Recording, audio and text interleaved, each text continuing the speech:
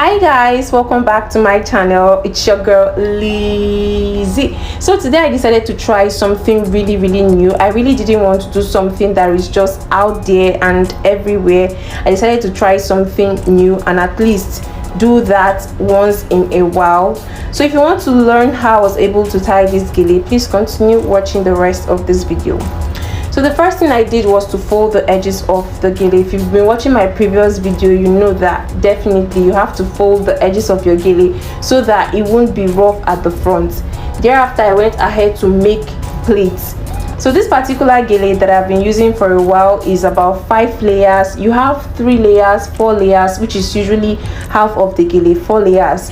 But mine today is 5 layers, so it's quite big on the length and also on the width.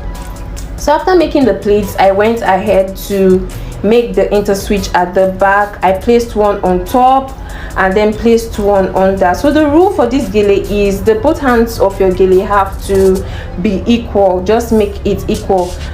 I'll drop the length and the width of this particular gele in the description box, just in case you want to know how to tie this. If you want to tie this particular gele, you need to have the same length and width with what I have. If your gele is not too long, I don't think it would be easy for you to tie this particular style.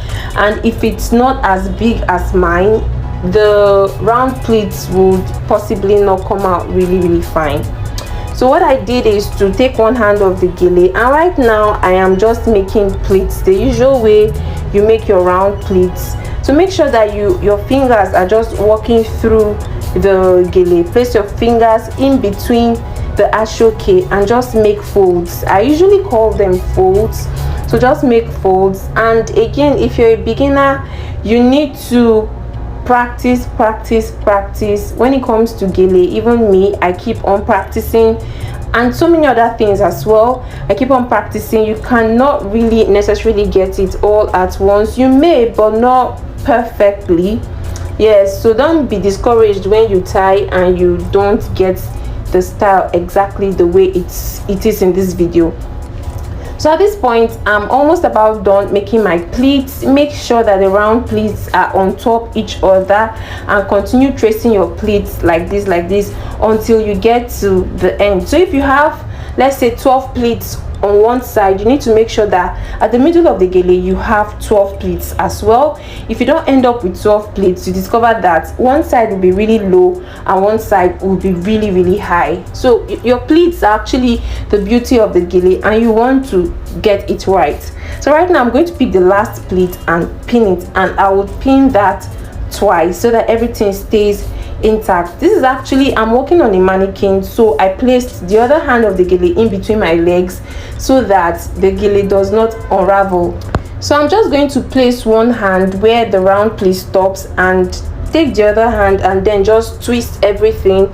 I'm placing one hand where the round pleat stops because I want the gele to stay secured. I don't want it to fall, and I'm just going to pin all of that. You could actually pin twice or once, whatever works for you guys.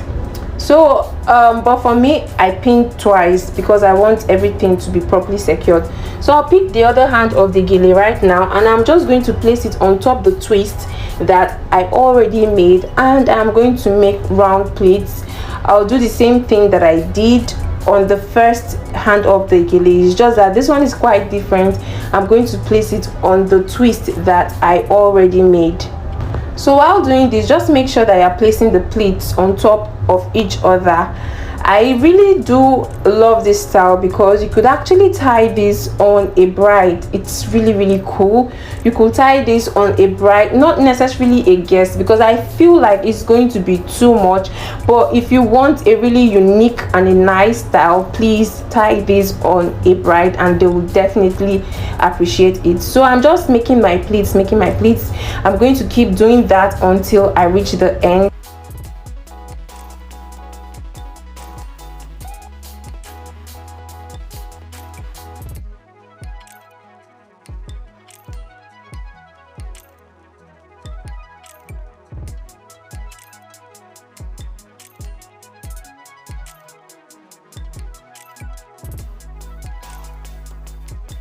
Once you're done making your pleats, you want to go back again and arrange everything properly. You want them to stand on top each other and not behind each other, on top each other, please. And if you're tying this for a bride, or let's say you're tying this on someone, make sure that the base, which is the first pleats we made when we started, is on the ears of your model. It's very important, because when you get to this stage, it will fall off. So make sure that it's on the ears of your model and that she's holding the both sides of her ears, so that the gele does not fall. Just let her place her fingers on the both sides of her ears and it will not fall. Everything is going to stay together. So right now I'm just pinning the pleats down to make sure that everything is properly secured. You need to keep going back with your fingers to arrange everything properly until you are comfortable with what you have. I always love my pleats to be neatly arranged. I don't really play with round pleats at all. I want them to be neatly arranged, and that is what I am doing in this video. So I'm going to take the excess on the other side of the gele and then just pin it.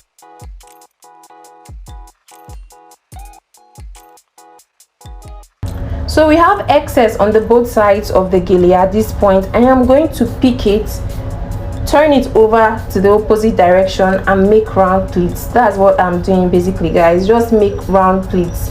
So my gele, the gele that I'm using right now, is soft. It's not too hard and it's not too strong either. It's just in between. That's why it's really easy for me to walk my fingers through. So if you have a gele that is so starched and very hard, you might find it difficult to achieve this style. Yes, you may be able to do it a little bit, but it might not really be as round and you might not get it exactly. That's what I mean. You might not get the exact style. So if you have a round gele that is not too hard or too soft, you can definitely achieve this. So I'm done making the round pleats. I am just going to arrange all of that properly. And right now I am just going to pick the first pleat that we made on this last style we just did. I'm going to pick the first pleat and then wrap it, bring it on top and take it under and pin it. I'm just going to do it like I'm trying to make or wrap a sandwich. That's what I'm going to do, so that that part stays secured. You can actually pin, but I feel like it's easier for you to just bring the first pleat you initially made, take it on top and take it under and pin it. I think everything is going to be more secure that way. So at this point I want the whole pleats that I've made, the round pleats, to stand properly. I want everything to just be at attention and not to fall. So I'm pinning them to each other like this. And then right now we have another excess somewhere else, because we have two hands of the gele, one excess one side and one excess the other side. It's the first excess that we have worked with. I'm going to pick up the second excess right now, and I'm just going to drag the pleats. I'm going to create pleats and I'm just going to drag it upwards like this to make sure that everything stands properly. My own gele is not going to really stand the way that I want it to, because it's really soft. That's why I really cannot make fan pleats. I'm really restricted in a way with this particular ashoke.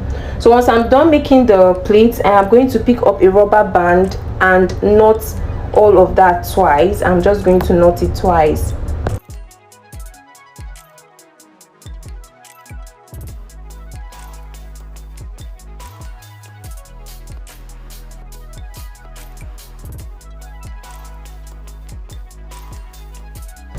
So this is what we have, guys. At this point I'm going to pick up a brush, a very small brush. You could actually pick up anything that is really thin, like right beside you. Pick it up and then pass it in between any of the round pleats that you already made. I'm just going to pass it through like this and then form a rose at the front.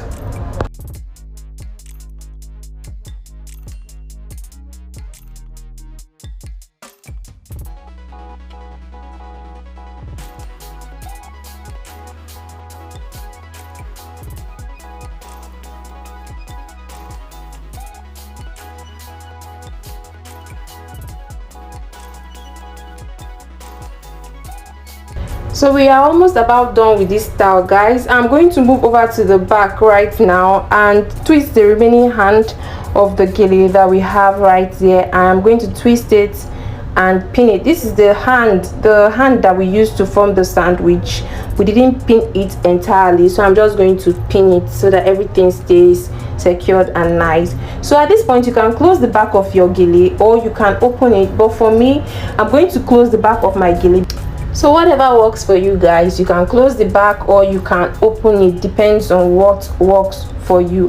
And I'm just going to pin.